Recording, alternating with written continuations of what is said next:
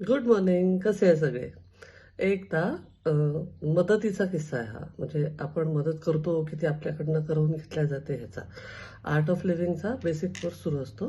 तिथे त्या विद्यार्थ्यांना टास्क देतात की हॉलच्या बाहेर जायचं आणि 15 मिनिटात कुणाला तरी मदत करायची. निघतात सगळी मुलं बाहेर.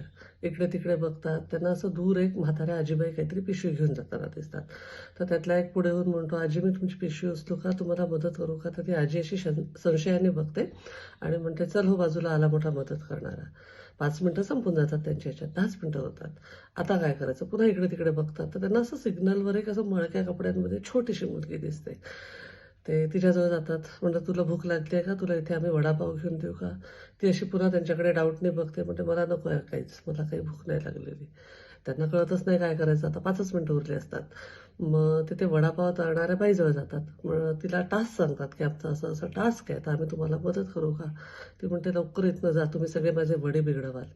ते मुलं तसेच आत येतात आणि मग सगळ्या त्या झालेल्या घडामोडी सरांना सांगतात. तर सर म्हणतात, की जेव्हा तुम्हाला असं वाटतं, की मी मदत करतो आहे, तर हे तुम्ही विसरून जा, की तुम्ही मदत केली आहे.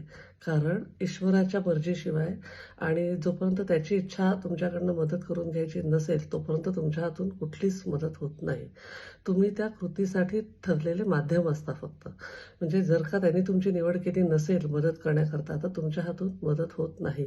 त्याच्यामुळे याच्यानंतर जेव्हाही केव्हा तुम्हाला असा स्वाभिमान, अभिमान येईल, की मी मदत केली, तेव्हा हे लक्षात ठेवायचं, की तुम्ही त्या मदतीकरता निवडले गेलेले कृतीचा फक्त एक माध्यम आहात.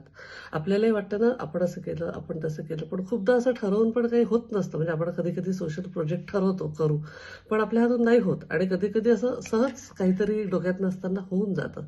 तर त्याचं सगळं क्रेडिट आपण न घेता देवाने आपल्याला ती मदत करण्याकरता निवडलेलं आहे. हे कायम लक्षात ठेवायचं म्हणजे आपल्याला अहंकार कधी येणार नाही.